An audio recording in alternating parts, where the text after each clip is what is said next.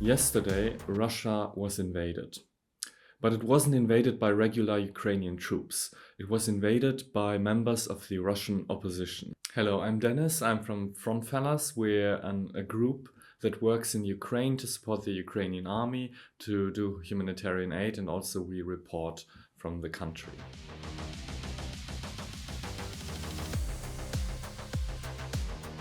Yesterday, there has been an invasion of Russia. This invasion was carried out not by official troops of the Ukrainian army, but by Russian freedom fighters. What happened is that a number of armed people, one main battle tank, and some armored vehicles, or lightly armored vehicles, crossed the border from Ukraine to Belgorod Oblast and attacked a border post. The Battle of the Border Post was successful for the Russian freedom fighters, and they managed to take it. We know that at least one person died, a Russian policeman or soldier, but we don't know what happened to the rest of the people who worked at this border post. It might be the case that they just ran away. It might be that they were taken prisoner, or it might be that they were killed in action. We don't know.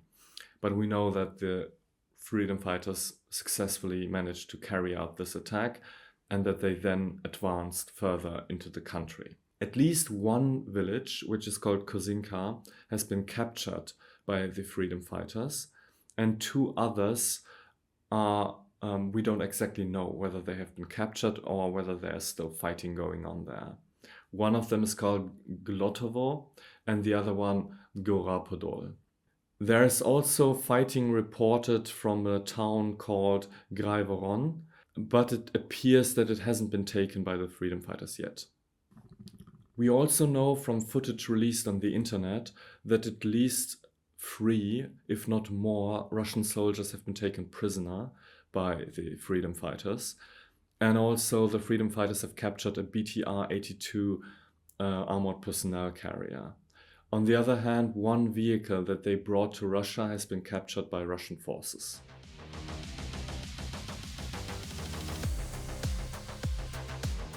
So let's talk about the groups involved in this incident. On the one hand, we have the Legion of Russian Freedom, or the Russian Freedom Legion, which is headed by a guy called Ilya Ponomarev. Ilya Ponomarev was the only member of the State Duma who opposed the annexation of Crimea and who voted against it. And the only one in the whole Duma who actually voted against the annexation of Crimea.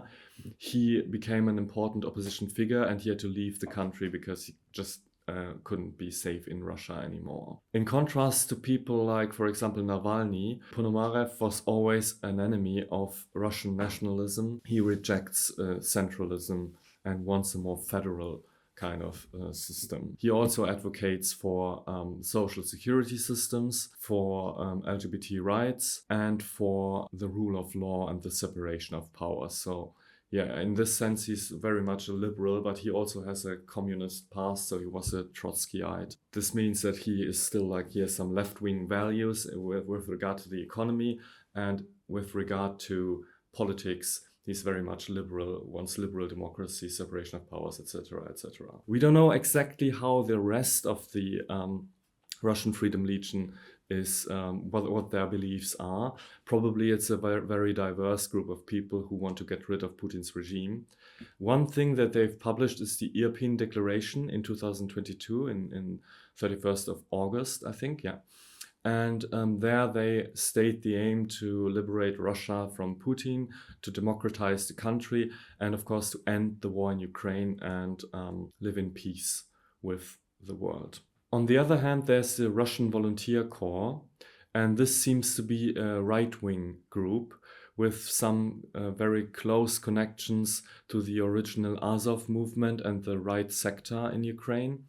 And some members of this Russian Volunteer Corps are allegedly extreme neo-Nazis or something like that. We have to do some more research into it, but it seems that while the Russian Legion for Freedom, or Russian Freedom Legion, is more of a pro-democratic liberal movement, this Russian Volunteer Corps can be considered a right-wing or even extreme right movement. The Freedom of Russia Legion has been cooperating with the international, or has been part of the International Legion of the Ukrainian Armed Forces. When it comes to the volunteer corps, the details are much more muddled. So some of them have fought for Ukraine, others are organizing in Russia and preparing some guerrilla movements in the country.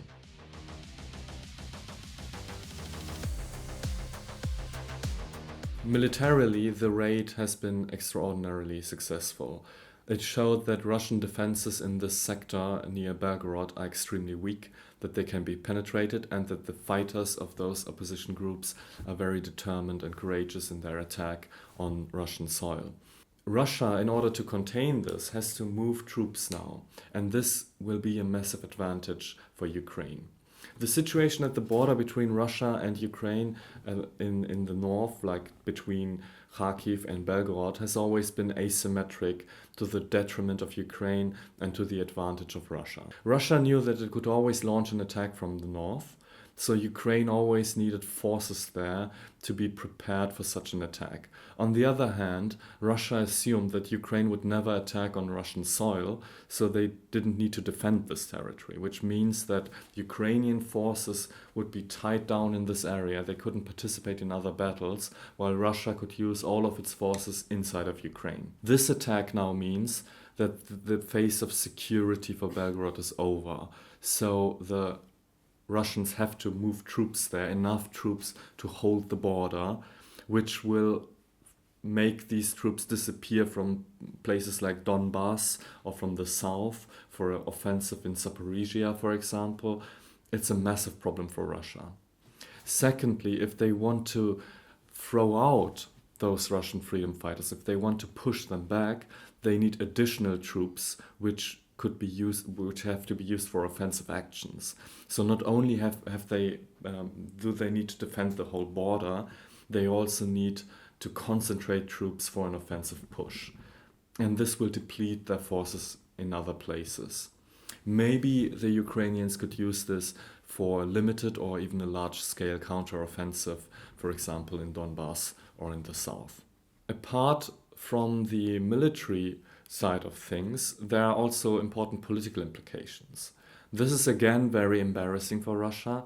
They cannot even defend their own territory, so it will not reflect well on Putin and his people, and the Russians will now think that their government can't protect them, that their government doesn't control the borders, which is not a good look for any government. Secondly, we can already see some signs of panic there. Again, Russians think, oh, it's like a big push.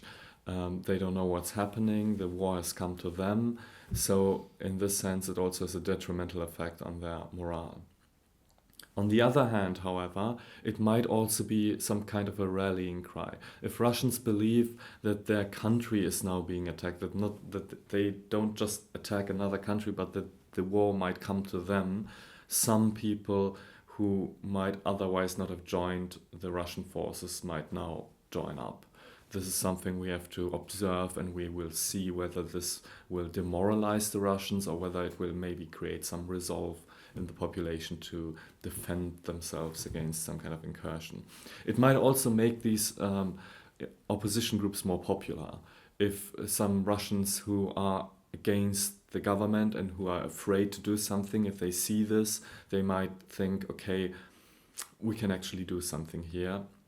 And so they might get active. Maybe this will just polarize Russia so that those who are already in opposition will be emboldened, and on the other hand, those who tend to support the government will do more to defend themselves against some kind of attack on their country. Russia obviously downplays the role of the anti-Kremlin forces and says that it's just an attack by Ukrainian saboteurs. The idea that there are some Russians who disagree with what Putin's doing and who want to liberate Russia from his rule is deeply unsettling to the Russian elite and to Putin personally, so they won't talk about it. Even when the Freedom of Russia Legion fought in Ukraine, there was almost no coverage about this in Russia.